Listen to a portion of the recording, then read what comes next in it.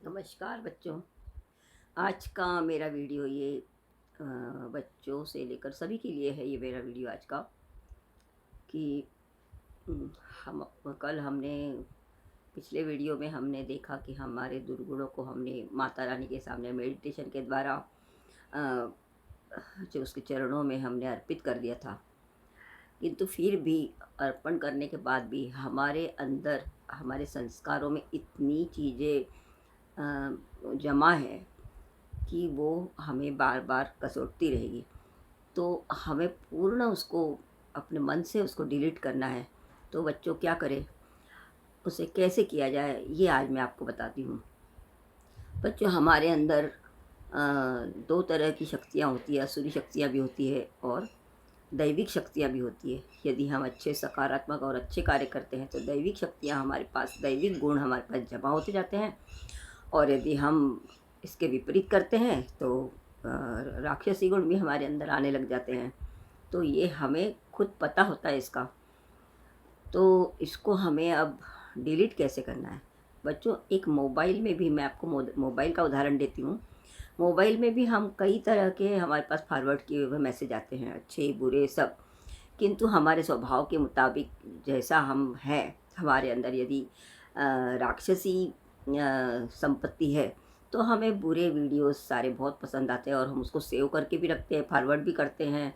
इस तरीके से हमारा मोबाइल एकदम भर जाता है और हमें उसमें से डिलीट भी करना पड़ता है, लेकिन इतने अच्छे लगते हैं कि हम उसको डिलीट नहीं कर पाते हैं और अच्छे मैसेज को हम उसको डिलीट कर देते हैं, ताकि हमारे मोबाइल हैंग ना हो। जब अधिक उसमें हो जाता है कचरा, तो वो हैंग हो जाता है और यदि नहीं करते हैं तो हमें मोबाइल ही फेंक देना पड़ता है, नया मोबाइल खरीदना पड़ता है। ठीक उसी तरह हमारे शरीर का भी है बच्चों। हमारे संस्कार रूपी मोबाइल, संस्कार माने एक मोबाइल ही है, उसके अंदर हर एक तरह के संस्कार है और बहुत पुराने अर्थात पिछले कई कई जन्मों के भी उसके अंदर संस्कार जमा है, जिसको हमने डिलीट नहीं किया है। किंतु अब हम मनुष्य जन्म में आ गए हैं, तो हमें डिलीट करना भी आ गया है। मोबाइल आ गया है तो हम डिलीट करना भी सीख गए हैं। यदि सेव करना सीख रहे हैं तो डिलीट करना भी, मोबाइल चलाना आ गया है। तो इस शरीर रूपी मोबाइल को भी हमको अब चलाने को सीखना पड़ेगा। तो हमारे संस्कार रूपी जो मोबाइल है हमारे पास, उसके अंदर कई जन्मों के हमारे पास गुण अवगुण जमा है। तो उस कचरे को भी हमको साफ़ करना पड़ेगा, डिलीट करना पड़ेगा, वरना वो भी हैंग हो जाएगा और हमारी बुद्धि बिल्कुल भी काम नहीं करेगी और हम विक्षिप्त हो जाएँगे। हम पागल लोगों को रास्ते में देखते हैं, विक्षिप्त हो जाते हैं, उनका बुद्धि काम नहीं करती है। तो इस तरीके से हमारा भी हो जाएगा और उसके ऊपर कोई भी औषधि नहीं बनी कि वो हमें ठीक करे। तो बच्चों इसको हम अभी से सीख लें। बचपन से ही यदि हम इसको सीख लेंगे तो आगे बड़े होने के बाद हमें इन तकलीफ़ों का सामना नहीं करना पड़ेगा और हम अपने लक्ष्य को प्राप्त कर सकेंगे। तो हमें करना क्या है? हमारे अंदर कौन-सी शक्ति है, अच्छी है, बुरी है, तो इसको हमें देखना है। जिस तरीके से मोबाइल में हम अपनी मनपसंद चीज़ रखते हैं, तो बच्चों मोबाइल से भी हमें बुरी चीज़ों को तुरंत डिलीट करना है, वरना वो भी हैंग हो जाएगा।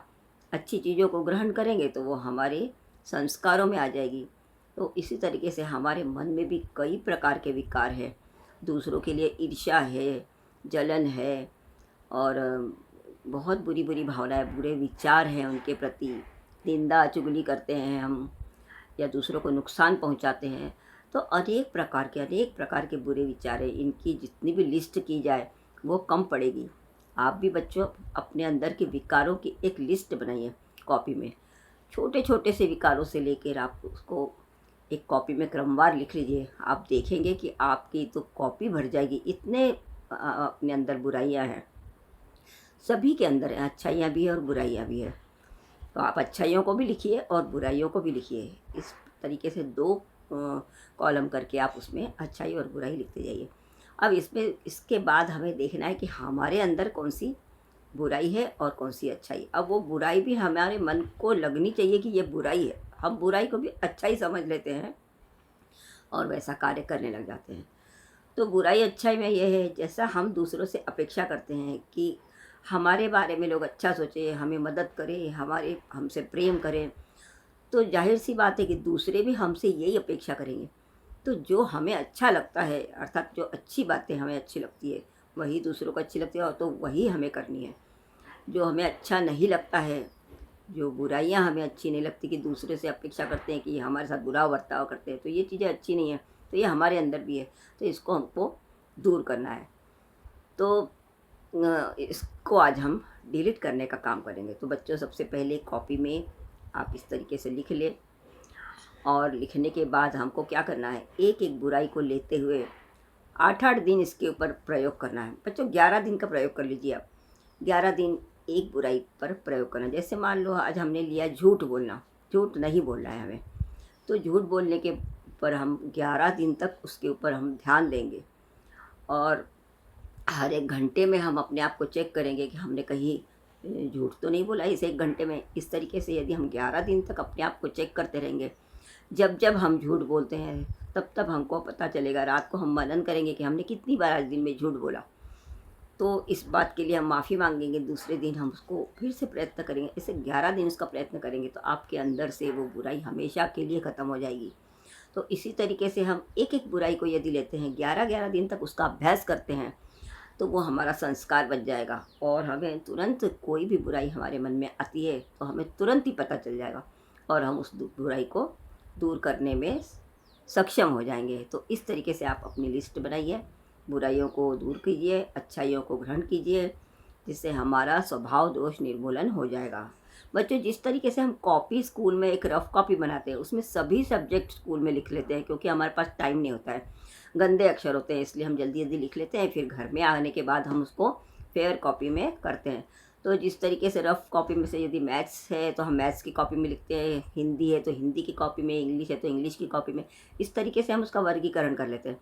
तो इसी तरीके से हम अपने जो मन की कॉपी है, या संस्कारों की कॉपी है, उसके अंदर भी कई प्रकार की चीज़ें जो है हम उस रफ कॉपी में हमारे जमा है।